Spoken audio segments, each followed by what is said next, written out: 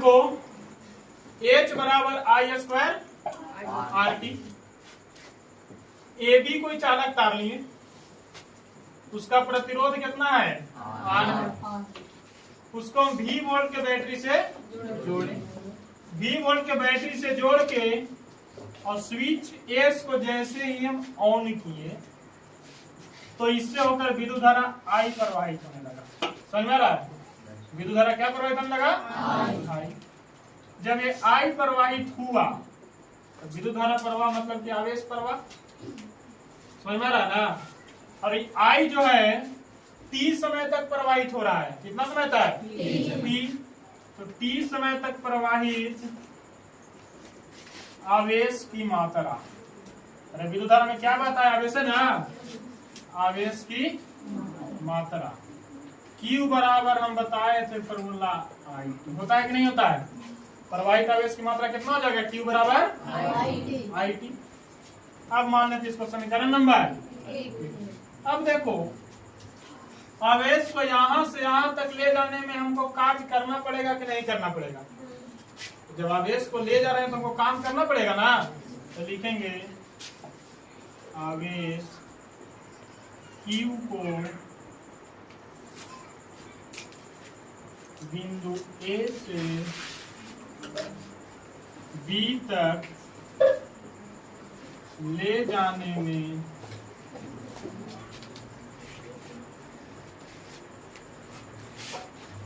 किया गया। देखिएगा V बराबर हम बताए हैं W बटा Q। यहाँ आवेश की मात्रा Q है, बड़ा Q। तो V बराबर W बटा Q होता है। यहाँ से हम यदि क्रॉस सेक्शन करेंगे, क्रॉस मल्टीप्लीकेशन करेंगे तो W बराबर V इंटू Q होगा। अरे होगा कि नहीं होगा? V बराबर W बटा Q यानी W बराबर V इंटू Q, यानी किया गया कार्य W बराबर V गुने। होगा कि नहीं होगा? ये हो जाएगा समीकरण नंबर। अब एक चीज और हम पढ़े हैं ओम के नियम से।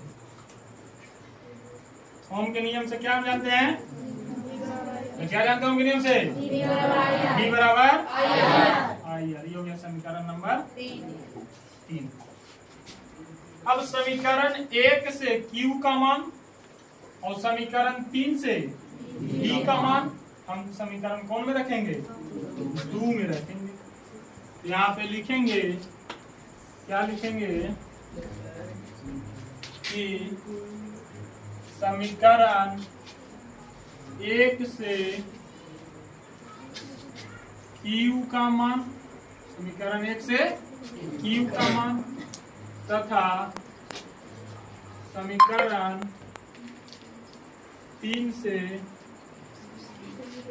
V का मान कौन समीकरण में रखने पर?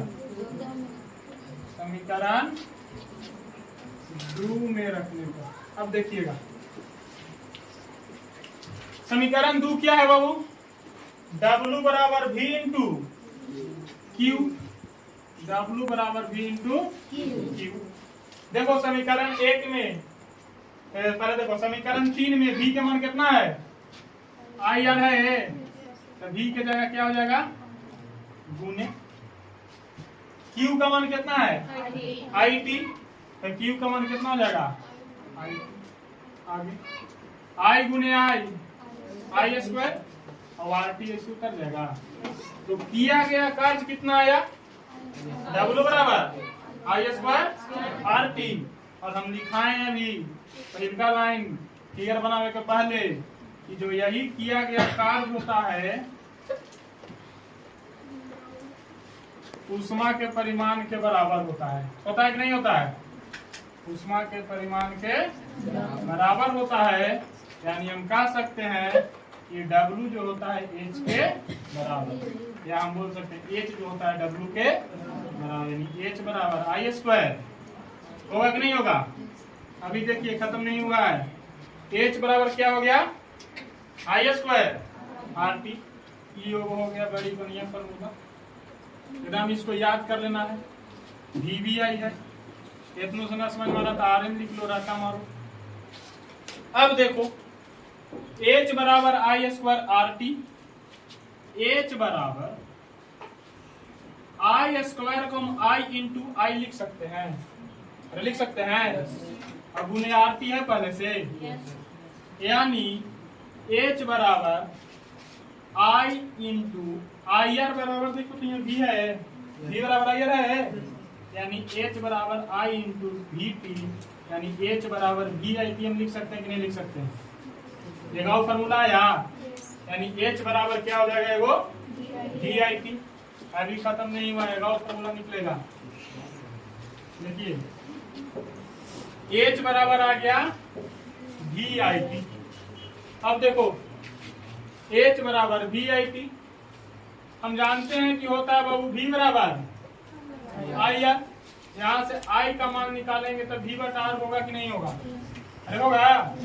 यानी H बराबर V का मान यहाँ से लिखेंगे, V का मान ऐसे रखेंगे, I का मान कितना लिखेंगे? V बटा R इंटू, यानी H बराबर यहाँ से हो जाएगा V स्क्वायर बटा R इंटू। तीन को फॉर्मूला आता है और तीनों को हमको क्या करना है? याद रखना है।